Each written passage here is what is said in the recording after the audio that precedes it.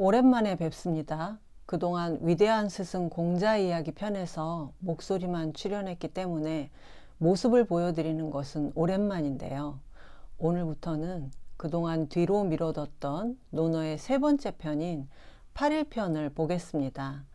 8일편에는 주로 예에 관한 주제가 나오기 때문에 살짝 어려우실 수도 있는데 예에 관한 흥미로운 이야기들이 또 있으니까 재미있게 봐주시기 바랍니다. 8일편 1장을 읽겠습니다.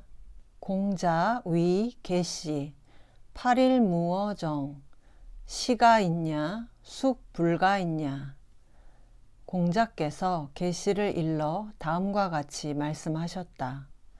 8줄로 뜰에서 춤을 추게 하니 내 이것을 참을 수 있다면 무엇인들 못 참으리오.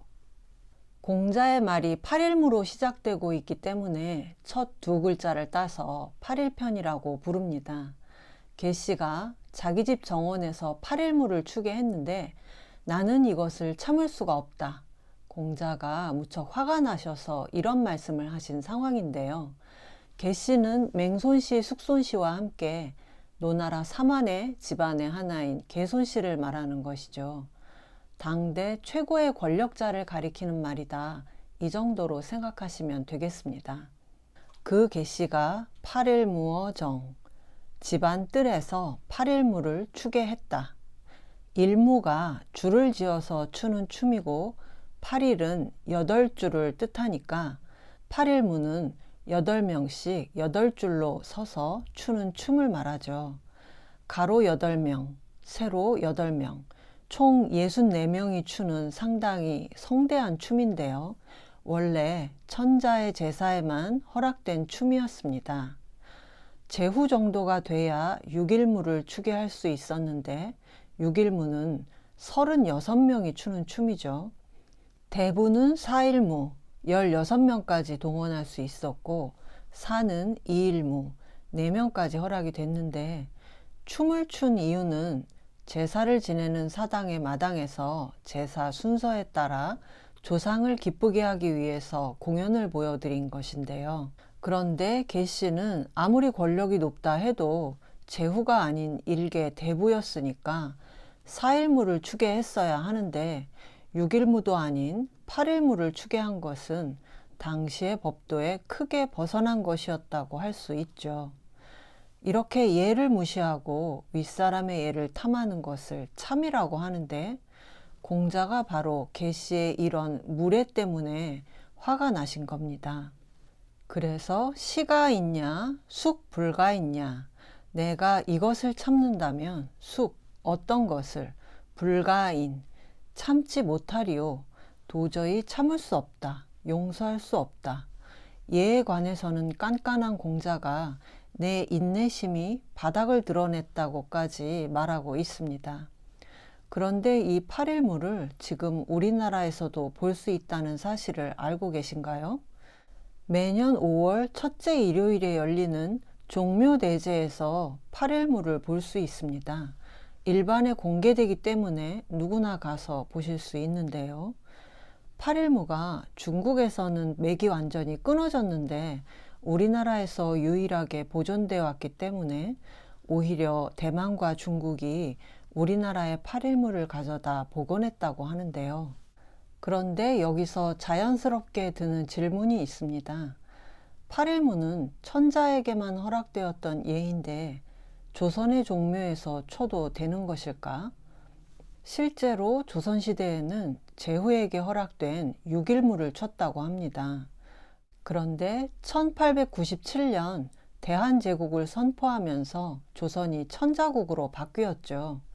고종 황제가 천자가 되었기 때문에 이때부터 8일무를 쳤는데 1910년 이후 일제강점기에는 다시 6일무로 바뀌었습니다. 일본에 천황이 있다는 이유로 다시 제후국의 수준으로 한 거죠. 해방 이후 한동안은 조선 왕조가 없어졌기 때문에 아예 중단이 되었다가 1960년에 이시종친회가 부활하면서 다시 시작했는데 이때는 역시 대한제국의 후손이기 때문에 8일무를 쳤고 오늘에 이르고 있습니다. 또 성균관 문묘에서는 공자의 신의를 모시고 매년 석전대제를 지내는데 여기서도 역시 8일무를 추는데요. 그런데 공자는 대부도 못 됐었는데 공자의 사당에서 8일무를 쳐도 될까요? 예를 중시하는 공자가 무덤에서 뛰쳐나올 수도 있을 일인데요. 그러나 한나라 때 유학이 국가 종교로 자리하면서 이후 공자의 지위가 계속 높아져서 당나라 현종 때는 문선왕이 됐고 원나라 때는 대성지성 문선왕의 시호를 받아서 공자가 천자급이 됐기 때문에 공자의 사당 앞에서 8일무를 쳐도 예에 어긋나지 않게 됐다고 합니다. 논어에 나오는 8일무가 공자시대에서부터 지금까지 이어지고 있다는 점이 놀라운데요. 이 장에서 공자가 화가 난 것은 공자시대에는 엄격한 계급사회였기 때문에 대부가 돈과 권력이 좀 있다고 천자의 예약을 넘본다면 예약이 가치가 없어지고 사회 질서가 무너진다고 봤기 때문이죠. 그래서 공자가 보수주의자라는 비판을 받기도 하는데, 그러나 공자는 아랫사람이 얼마든지 윗자리로 올라갈 수는 있지만 일단 어떤 자리에 머물 때는 그 자리에 허락된 권한의 범위를 넘지 말아야 한다는 원칙주의자에 더 가깝다고 하겠습니다. 지금 우리 사회에서도 격에 맞지 않는 예를 행하면 문제가 되죠. 공식적인 행사를 하면서 국민 의례를 생략하거나 하면 정치적으로도 문제가 되지 않습니까? 하다못해 애국가를 반드시 4절까지 불러야 한다는 주장도 있었는데요. 현대 사회에도 예의 문제가 얼마든지 정치적인 문제가 될 수 있다는 것을 알 수 있습니다. 1장을 다시 한번 읽으면 더 이해가 잘 되시겠죠? 공자 위 계시 8일무어 정 시가 있냐 숙 불가 있냐. 공자께서 계시를 일러 다음과 같이 말씀하셨다. 8줄로 뜰에서 춤을 추게 하니 내 이것을 참을 수 있다면 무엇인들 못 참으리요.